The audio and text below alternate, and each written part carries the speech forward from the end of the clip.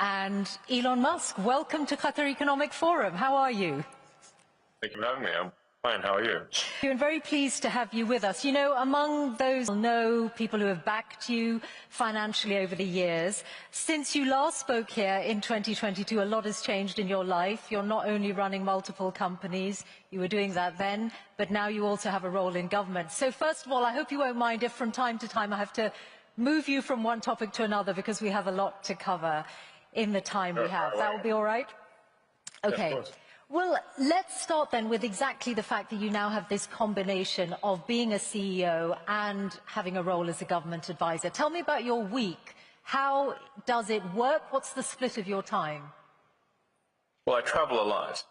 So I was in Silicon Valley yesterday morning. I was in LA yesterday evening. I'm in Austin right now. I'll be in DC tomorrow. I'll be there having dinner with the president tomorrow night, I believe. And then a whole bunch of cabinet secretary meetings, and then back to Silicon Valley on Thursday night. But I mean the balance of your time, is it, well, clearly it's a lot, but is it still the case, as you said a while ago, that it's about 1 to 2 days a week on your government work? Yeah, that's correct. And what does that mean for your corporate life? Because if we start with Tesla, the company has suffered in recent months what you've called blowback. So what is your plan for turning that around, the declining sales picture, and by what stage do you think you're going to be able to turn it around? Oh, it's already turned around. Give me some evidence for that. I've just been looking at the sales figures for Europe in April, which show very significant declines in the big markets. Europe is our weakest market. We're strong everywhere else. Our sales are doing well at this point. We don't anticipate any meaningful sales shortfall, and obviously the stock market recognizes that, since we're now back over $1 trillion in market cap. So clearly the market is aware of the situation. So it's already turned around. But sales still down compared to this time last year? In Europe. In Europe, okay. And yes, but that's true of all manufacturers. There's no exceptions. Does that mean that you're not going to be able... Does that mean... The European market is quite weak. Okay, but you would acknowledge, wouldn't you, that what you are facing, okay, let's just take it as Europe, what you are facing is a significant problem. This Tesla was an incredibly aspirational brand. People identified with it, they saw it as being at the forefront of the climate crisis, and now people are driving around with stickers in their cars saying, I bought this before we knew Elon was crazy. And there are also people who are buying it because Elon's crazy, or however they may view it. So yes, we've lost some sales perhaps on the left, but we've gained them on the right. The sales numbers at this point are strong, and we see no problem with demand. So what do you... And I mean, you can just look at the stock price. If you want the best inside information, the stock market analysts have that, and our stock wouldn't be trading near all-time highs if it was not. If things weren't in good shape. They're fine. Don't worry about it. Okay. I was citing sales figures rather than share price. Well, tell me then how committed you are to Tesla. Do you see yourself, and are you committed to still being the chief executive of Tesla in 5 years' time? Yes. No doubt about that at all? Well, no, I might die. Okay, short of that. I can't be CEO if I'm dead, so there's a slight amount of... Does that mean that the value of your pay doesn't have any bearing on your decision? Well, that's not really a subject of discussion in this forum. I think obviously there should be compensation for, if something incredible is done, that compensation should match that something incredible was done. But I'm confident that whatever some activist posing as a judge in Delaware happens to do will not affect the future compensation. This is the judge who twice struck down the $56 billion pay package that was awarded to you. I think the value on the current value of stock options. Yeah. Not a judge, not a judge. The activist who is cosplaying a judge in a Halloween costume. Okay, that's your characterization. I think Yes. on the current value of stock options, I think the actual justice according to the law. on the current value of stock options, I think the value of that pay package stands at about $100 billion. Are you saying you are relaxed about the value of your future pay package? Your decision to be committed to Tesla for the next 5 years, as long as you are still with us on this planet, is completely independent of pay? No. It's not independent. So pay is a relevant factor then to your commitment to Tesla? A sufficient voting control such that I cannot be ousted by activist investors is what matters to me. And I've said this publicly many times. But let's not have this whole thing be a discussion of my alleged pay. It's not a money thing. It's a reasonable control thing over the future of the company, especially if we're building millions, potentially billions of humanoid robots. I can't be sitting there and one day get tossed out by, for political reasons, by activists. That would be unacceptable. That's all that matters. Now let's move on. Okay. Well, just one question. Now let's move on. Well, one question before we move on to other companies, which is that I wonder if some of what has happened to Tesla in the last few months, did you take it personally? Yes. And did it make you regret or think twice about your political endeavors?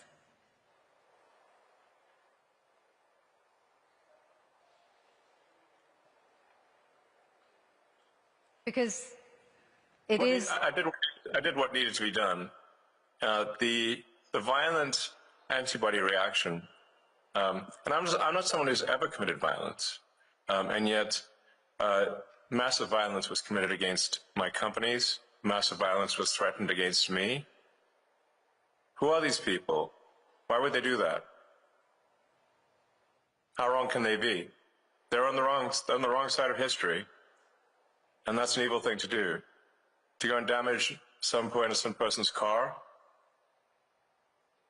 To threaten to kill me? What's wrong with these people? I've not harmed anyone. So, something needs to be done about them. And a number of them are going to prison. And they deserve it. And more will.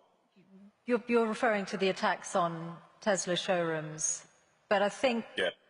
Firing bullets into showrooms and burning down cars is unacceptable. Yeah.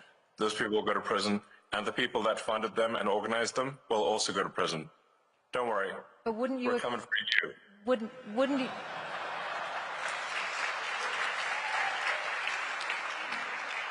But wouldn't you acknowledge that some of the people who turned against Tesla in Europe were upset at your politics, and very few of them would have been violent in any way. They just objected to what they saw you say or do politically.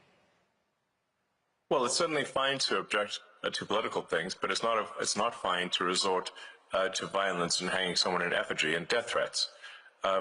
That's obviously not okay. That's absurd. That is in no way justifiable at all. In any way, shape, or form. And some of the legacy media nonetheless have sought to justify it, which is unconscionable. Shame on them. Let's talk about your other companies then and other business areas, SpaceX. I saw that you said in a speech at the West Point Military Academy recently that the future of warfare is AI and drones. And obviously defense is an increasingly booming sector with the state of the world at the moment. Do you see SpaceX moving into weaponized drones?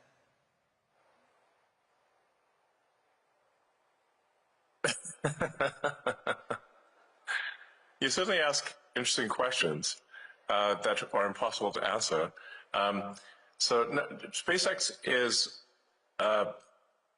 it's the space launch leader. So SpaceX doesn't do drones. SpaceX builds rockets, satellites, and internet terminals. So SpaceX has a very dominant position in space launch. So of the mass launch to orbit this year, SpaceX will probably do 90%. China will do the half of the remaining amount, so 5%, and the rest of the world, including the rest of the US, will do about 5%. So SpaceX will do about 10 times as much as the rest of the world combined, or 20 times as much as China, and China is doing actually a very impressive job. The reason for this is that we are putting into orbit the largest satellite constellation the world has ever seen by far. So I think at this point, about maybe approaching 80% of all active satellites in orbit are SpaceX. And they're providing high bandwidth global connectivity throughout the world. In fact, this connection is on a SpaceX connection. So I think this is a very good thing because it means that we can provide low-cost, high-bandwidth internet to parts of the world that don't have it or where it's very expensive. And I think the single biggest thing you can do to lift people out of poverty and help them is giving them an internet connection. Because once you have the internet connection, you can learn anything for free on the internet, and you can also sell your goods and services to the global market. Once you have knowledge by the internet and the ability to engage in commerce, that this is going to greatly improve quality of life for people throughout the world, and it has. And I'd just like to thank anyone in the audience who may have been helpful in, with Starlink and getting it to approved in their country. And I think it's doing a lot of good in the countries that have approved it, which is, I think at this point, 130 countries are very happy with it. I don't currently anticipate SpaceX getting into the weapons business. That's not an aspiration. We're frequently asked to do weapons programs, but we have thus far declined. Do you envisage SpaceX or indeed Starlink as a separate entity publicly listing in the near future or at all? It's possible that Starlink may go public at some point in the future. And what would be the time frame? What kind of time frame are you considering? I'm in no rush. I'm in no rush to go public. Public is, I guess, a way to potentially make more money, but at the expense of a lot of public company overhead and inevitably a whole bunch of lawsuits, which are very annoying. So really something needs to be done about the shareholder derivative lawsuits in the U.S. Because it allows plaintiffs' law firms who don't represent the shareholders to pretend that they represent the shareholders by getting a puppet plaintiff with a few shares to initiate a massive lawsuit against the company. And the irony being that, extreme irony, that even if the class they purport to represent were to vote that they don't want the lawsuit would still continue. So how can it be a class action representing a class if the class vote against it? And that's the bizarre situation we've got in the U.S. It's a dire need of reform. As anyone who's run a public company experienced this, it's an absurd situation that needs to change. Well, do you think Donald Trump might change it? You've certainly got his ear. I imagine that you've put this to him. Is this something you're trying to change before any Starlink IPO? Well, it would need a law to be passed. The trouble being that you need 60 Senate votes, and the Democrats will vote against it. The plaintiff's bar is, I believe, the second largest contributor to the Democratic Party. That's the issue. At the state level, this can be solved. And I should say, Texas recently passed a law which, at least the state level, made election lawsuits much more reasonable, because you have to get at least 1 in 33 shareholders to agree that they are part of a class of shareholders. 3%. Okay. This will really help with frivolous lawsuits. Okay. Let's talk about AI, which is in so many of your businesses and in all our worlds in different ways. It's one of the big changes, the development of generative AI, since you last spoke to this forum 3 years ago. You're in this space, of course, with Grok, which almost everyone will know. You co-founded OpenAI and then left, and you've obviously got a legal battle with OpenAI and Sam Altman. I wonder if you could say something about the status of that, because you were together in Saudi Arabia with the president last week, with Sam Altman. In the same place at the same time. Sam was in the neighborhood. Okay, so does that mean you are pushing ahead with the lawsuit against OpenAI? Yes. So look, I came up with the name OpenAI as an open source and as a nonprofit, and I funded OpenAI for the first roughly $50 million, and it was intended to be a nonprofit open source company, and now they're trying to change that for their own financial benefit into a for-profit company that is closed source. So this would be like, let's say you funded a nonprofit to help preserve the Amazon rainforest, but instead of doing that, they became a lumber company, chopped down the forest and sold the wood. You'd be like, wait a second, that's not what I funded.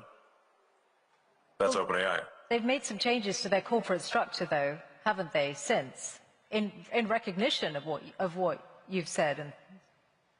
No, that's just what they told the media. Okay. They have partly walked back their plan to restructure the business. I guess that's made no difference to how you feel about it. So you're determined to see them in court?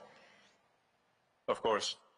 Okay. Well, that's certainly going to be one to watch. I also wanted to ask you about AI and regulation, because when you were here last talking to John Micklethwaite, you had some pretty strong words about the risk that AI poses, and you said that you really felt what the US was missing was a federal AI regulator, that something along the lines of the Food and Drug Administration or the Federal Aviation Administration. Now, you're clearly now in a zone where you're more on the cutting regulation side than wanting new regulators. So has your view changed on the need for an AI regulator? Well, it's not that I don't think there should be regulators. You can think of regulators like referees on the field in sports. There should be some number of referees, but that you shouldn't have so many referees that you can't kick the ball without hitting one. In most fields in the U.S., the regulatory burden has grown over time to the point where it's like having more referees than players on the field. And this is a natural consequence of an extended period of prosperity. It's very important to appreciate this. This has happened throughout history. When you have an extended period of prosperity with no existential war, there's no cleansing function for unnecessary laws and regulations. So what happens is that every year more laws and more regulations are passed because legislators are going to legislate, regulators are going to regulate, and you will get the steady pile of more and more laws and regulations over time until everything is illegal.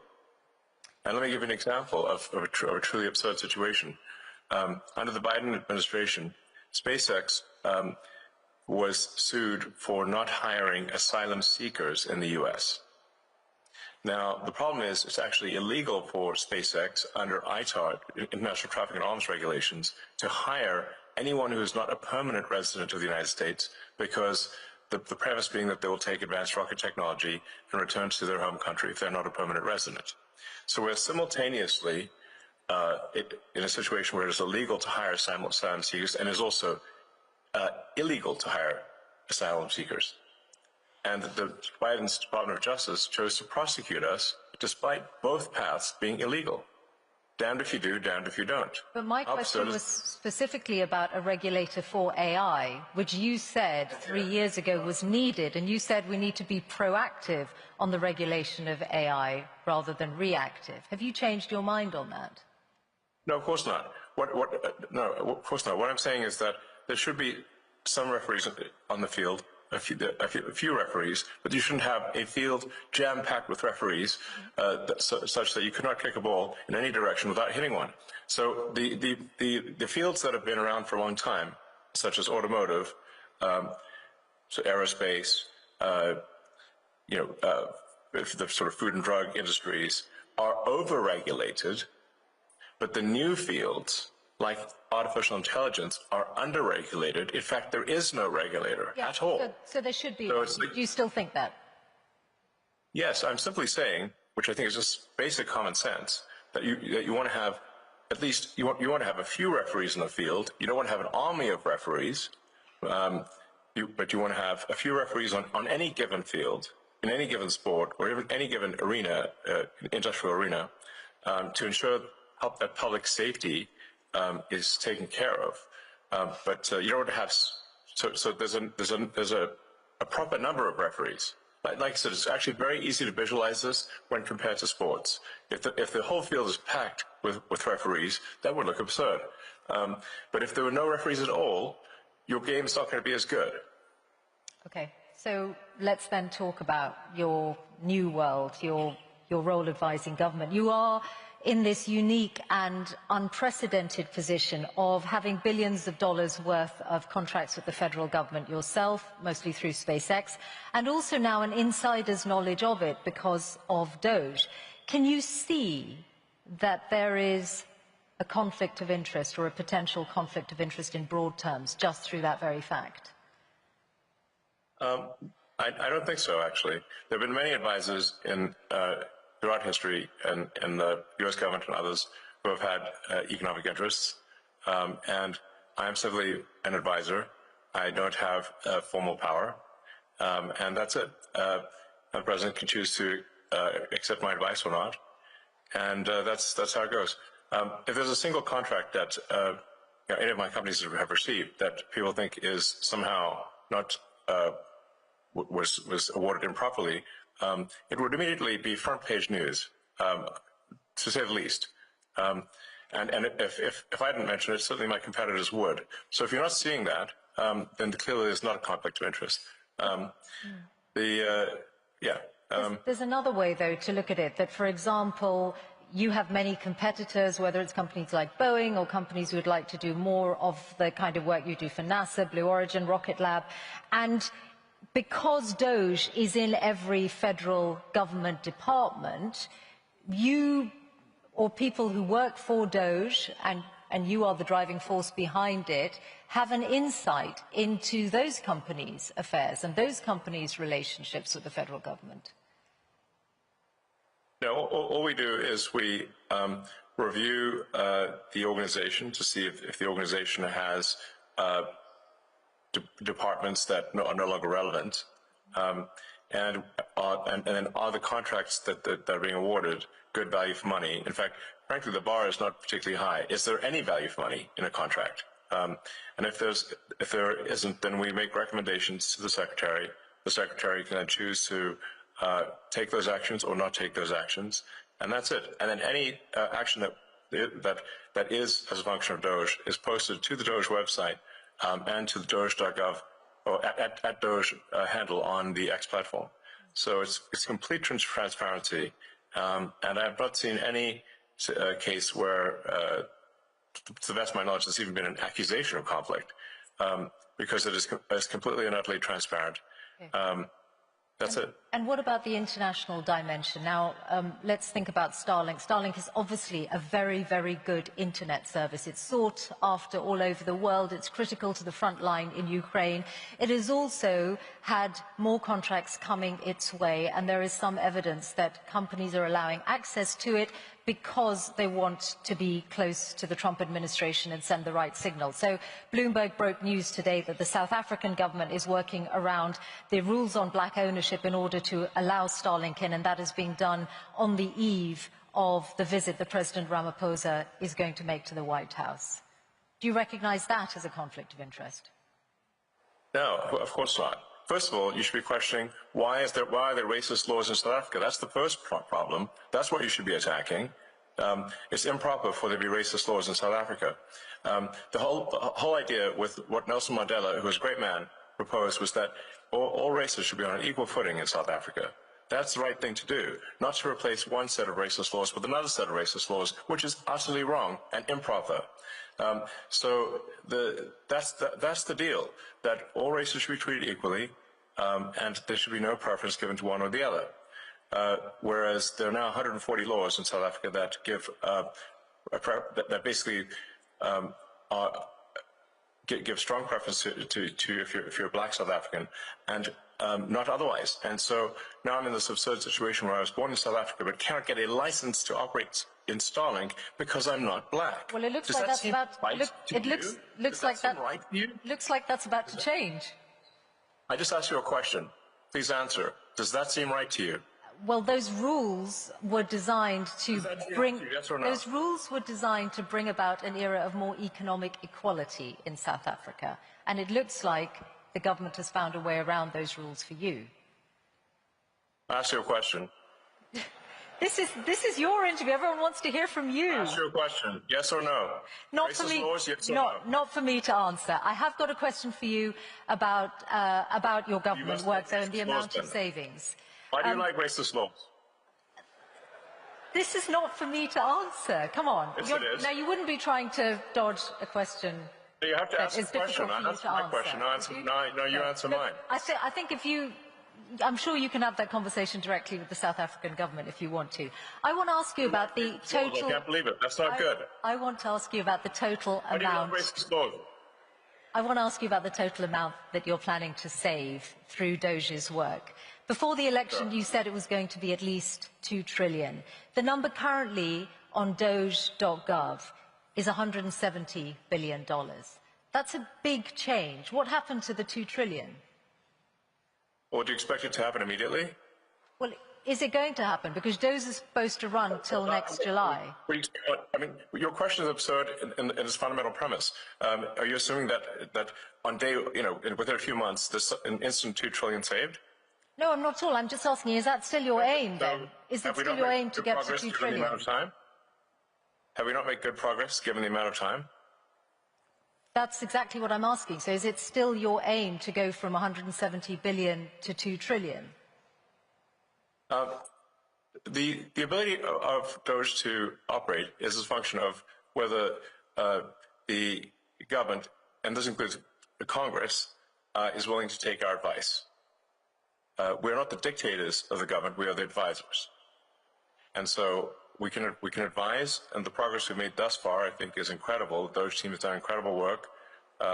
But the magnitude of the savings is proportionate to the support we get from Congress and from the executive branch of the government in general. So we're not the dictators, we are the advisors. But thus far, for advisors, the Doge team, to their credit, has made incredible progress. You've talked about $4 billion a day being saved, but that won't get, which is, and I think everyone can agree that combating waste and inefficiency in government is a very good thing. But if you add that up, it's not going to get to 2 trillion over the lifetime of Doge. I'm sorry? The 4 billion a day, if Doge is going to run till next July, is not going to get you to $2 trillion. But you still say it's your aim, so we'll take that as read. There's what Doge, I mean, I feel you're somewhat trapped in the NPC dialogue tree of a traditional journalist. So it's difficult when I'm conversing with someone who's trapped in the dialogue tree of a conventional journalist, because it's like talking to a computer. Doge is an advisory group. We are doing the best we can as an advisory group. The progress made thus far as an advisory group is excellent. I don't think any advisory group has done better in the history of advisory groups of the government. We do not make the laws, nor do we control the judiciary, nor do we control the executive branch. We are simply advisors. In that context, we are doing very well. Beyond that, we cannot take action beyond that, because we are not some sort of imperial dictator of the government. There are 3 branches of government that are to some degree opposed to that level of cost savings. But nonetheless, let's not criticize whether there's 4 trillion, and instead look at the fact that 160 billion has been saved, and more will be saved too. And as I said, I think everyone can agree that cutting waste and indeed fraud in any government and being responsible with taxpayers' money is a very good thing. So Yes. I can see that you're proud of that work. I do want to ask you about US aid and the comments that Bill Gates made the other day, and I know that you called him. Yeah, he's a huge liar. I know you've said that already. That's I wondered. Also, and I'm just. Who does Bill Gates think he is to make comments about the welfare of children, given that he frequented Jeffrey Epstein? Okay, well, he said he regrets those, and he spent a lot of his own money on philanthropy around the world over the years. My question to you is: have you looked at the data to check if he might be right that the cuts to USAID might cost millions of lives? Yes. I'd like him to show us any evidence whatsoever that that is true. It's false. What we found with USAID cuts, and by the way, they haven't all been cut. The parts of USAID that we found to be even slightly useful were transferred to the State Department. So they've not been deleted; they've simply been transferred to the State Department. But many times over with USAID and other organizations, when they said, "Oh well, this is going to help," children, or it's going to help some disease eradication or something like that. And then when we ask for any evidence whatsoever, I say, well, please connect us with this group of children so we can talk to them and understand more about their issue. We get nothing. We don't even try to come up with a show orphan, meaning like it's sort of like, well, can we at least see a few kids? Like, where are they? If they're in trouble, we'd like to talk to them and talk to their caregivers. Okay, well, and then we get nothing as a response, because it's what we find is an enormous amount of fraud and graft. Okay, let me put this example to you. Very little of it actually gets to the kids, if anything at all. Okay, let me put this example to you, because you grew up in South Africa, so you'll know the impact of HIV/AIDS well. And this is why I asked about the data. The US led on international efforts to combat HIV/AIDS treatment, prevention, and there's an initiative called PEPFAR, which is credited with saving 26 million lives in the last 20 years. It was part of the foreign aid freeze, then there was a limited waiver. Its services are disrupted, and UN aid says if permanently discontinued, there will be another 4 million AIDS-related deaths by 2029. So if you look at that example, which is backed up by data, in 2023, 630,000 people died of AIDS-related illnesses, then perhaps Bill Gates' figures are not wrong. Millions of lives could be lost. First of all, the program, the AIDS medication program is continuing. So your fundamental premise is wrong. It is continuing. Now, do you have another example? Elon, not in its entirety. That it is false. Not in its entirety. There's a limited waiver, and UNAIDS have said that not all of the services that were previously funded by USAID are continuing. So that's why I put that example to you. Okay, well, which ones aren't being funded? I'll fix it right now.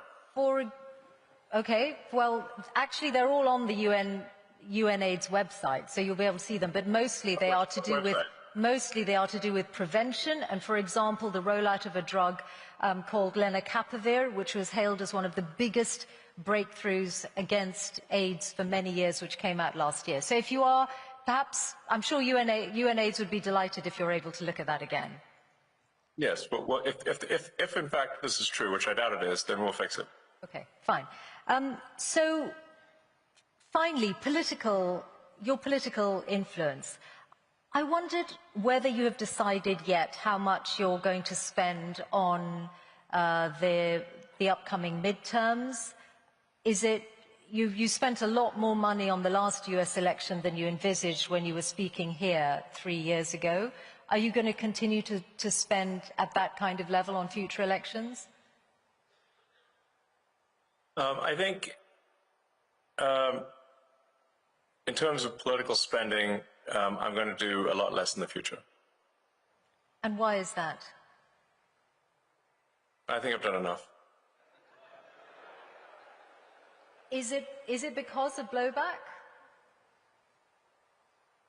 Well, if I see a reason to do political spending in the future, I will do it. I do not currently see a reason. Okay. What about political influence beyond the US? How often do you speak to President Putin? I don't speak to President Putin. You've never spoken to President Putin? I was on a video call with him once about 5 years ago. Okay. That's the only. Why would you think I speak to President Putin? Oh, you must. I get it. Because You I've believe heard the you legacy. speak. Actually, I've heard you speak about it. For example, in your West Point speech, you said, "Oh, I challenged President Putin to was it an arm wrestle?" And I know the Wall Street Journal has reported your reported conversations. Yes. If you're saying they haven't happened other than once, I'll take that as read. Is there a worse publication on the face of the earth than the Wall Street Journal? I wouldn't use that to line up my cage for paratroopings. That newspaper is the worst newspaper in the world. If there's one newspaper that should be pro-capitalist, it's the one with Wall Street in the name. But it isn't. So I have the very lowest opinion of the Wall Street Journal. Absolute nonsense. And you clearly believe the tripe that you've read in those papers. I read very widely, and I'm putting these questions to you so that you have an opportunity to respond to them, which you are, and for which we're all grateful to hear your responses. Yes. Okay, we are out of time. So you mentioned me challenging. I did so on the X platform. I challenged Vladimir Putin to single combat over the. But I didn't talk to him. That was a post on the X platform. Great. That's why I asked you, and you've clarified and explained. Thank you. That's why I was asking whether you have had reported conversations, and you said you haven't other than a video call. Okay. Typical legacy media lies. Okay. Listen, I actually thought I might give Grok the last word, because when I asked Grok what your hardest challenge is, it said the strain of managing multiple high-stakes ventures amid financial, regulatory and public relations crises. And I wondered whether you recognize that characterization and whether you do think that this is a pivotal year in your life. Well, every year has been somewhat pivotal, and this one's no different. In terms of interesting things that hopefully are accomplished this year, getting Starship to be fully reusable, so that we catch both the booster and the ship, which will be the first fully reusable orbital rocket ever in history, which would be a profound breakthrough, as the essential breakthrough necessarily to make life multiplanetary and ultimately become a spacefaring civilization. We've got Neuralink, which is now helped 5 patients restore capability using the telepathy implant, where they're able to control a computer simply by thinking. We'll be doing our first patient to restore sight with our blind sight implant, which is either end of this year or early next. In fact, that first patient might be in UAE, since we have a relationship with UAE and the Cleveland clinic there. I think what's running on the AI front, we are close to what you might call AGI, or digital superintelligence. I think we are seeing an explosion in digital superintelligence here. And then we've got at Tesla, we'll be launching unsupervised autonomy, basically self-driving cars with no one in them, in Austin next month. So it's a big year for sure. Many other things in the works too. Okay. I'm a technologist first and foremost. Elon Musk, thank you very much for joining us here at Qatar Economic Forum. Thank you.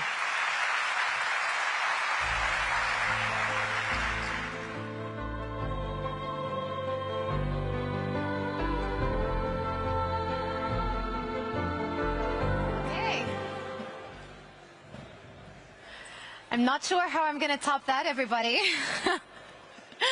Mishal, thank you so much for leading that conversation with Elon Musk. Everybody, we have now come to the end of today's sessions. It has been an insightful and engaging day filled with wide-ranging discussions and debates over the global economy, investments, innovation, and the future of growth.